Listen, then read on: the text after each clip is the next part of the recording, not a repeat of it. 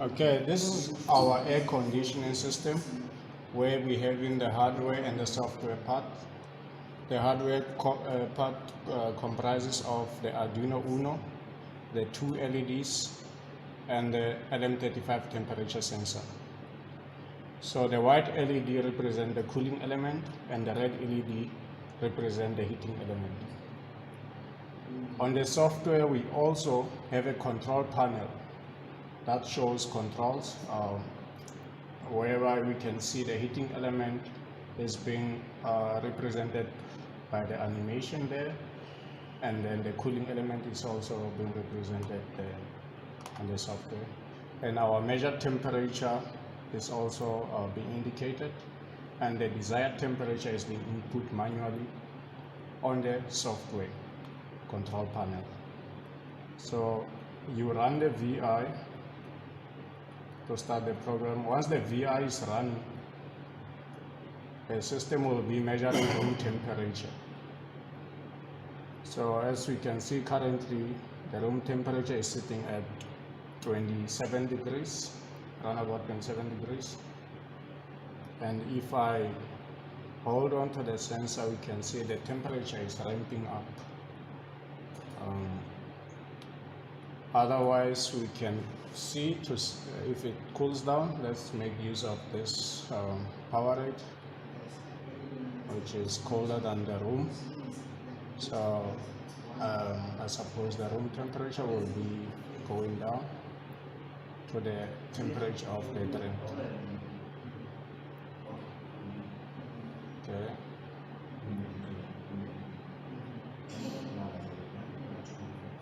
So yeah, we can see it's cooling down, and the measurement is also going down there. So that means our sensor is working and the measurement part is working. So we can see, let's see if the control part is working properly. Firstly, let's make our desired temperature to be greater than the room temperature. That means the heating element should go on. For interest's sake, let's put 80 degrees. Putting 80 degrees, we can see the heating element went on, and also here on the hardware that the LED went on. And then if we make our desire to be less than what's being measured, we expect the cooling to be on. So let's make it 20 degrees. And then you can see the cooling went on there, and also here the LED that represents the cooling went on. So basically we're having the software part here, whereby we are running a state machine. Instead of if-else statements, we make use of state machine in LabView, where we use case structures. So the program initially will initialize the Arduino, and then once you have the initialize, you should have the closing. On the other side, we have the close, and then in between we have digital inputs, outputs, modules, and you have, for the analog, you have to specify what analog channel. For the digital also, you have to specify. So we are reading our temperature in analog 0, and then our digital writes, we are giving them on digital 2 and 7 respectively, indicating the cooling element and the heating element. So as we can see here, that if we put a probe, we'll be able to see that our measured voltage is 0.258. So this temperature sensor, its maximum output is 1 volt. So at 0.258, it should be around 25 degrees Celsius.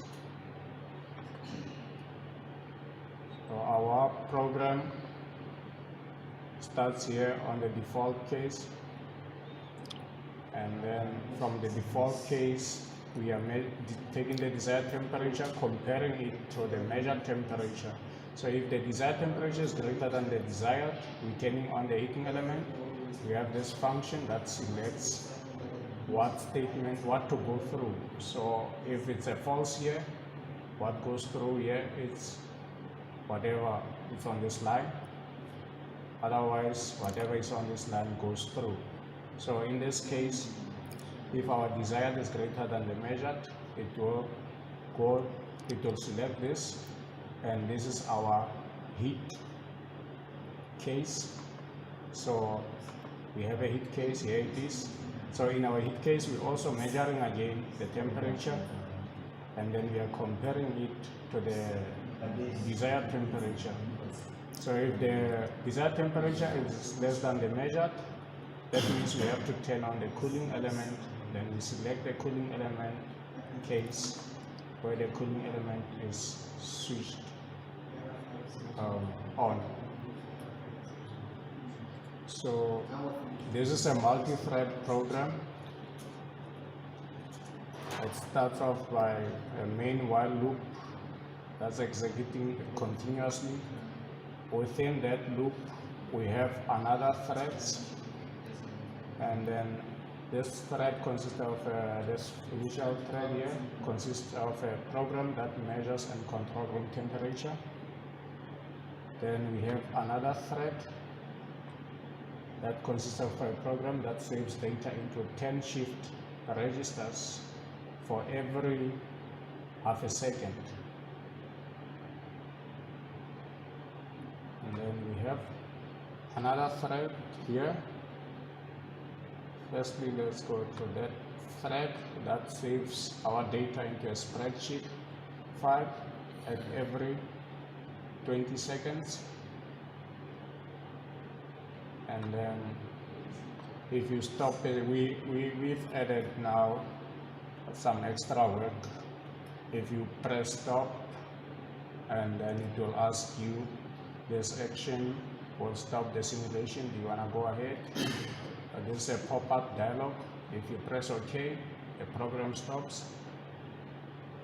And then here you can see there's comments on our program everywhere, but the most important part of the comments is this, because LabView is based on data flow, so we can see the types of data by looking at the wire. So we have the orange, which is representing the floating point, and then we have a blue solid wire, which is representing the integer number. Here's the blue solid wire. And then we have a boolean, the dotted wire. This dotted wire boolean true or false. And then we have a pink wire indicating the string. Here's a pink. So basically that's our program in a nutshell. And then if you have to stop this, you would come to the front panel and press stop. It will ask you this action will stop the simulation, and then you just approve, say OK. Otherwise you can say no by pressing this. Say OK for this case, and you can see the LED just went off to indicate that the loop went off, and then the other loops will eventually be off after 20 seconds as per our program. So this one went off, and then we are just waiting for this. After 20 seconds, everything will be off. As you can see now, everything is off.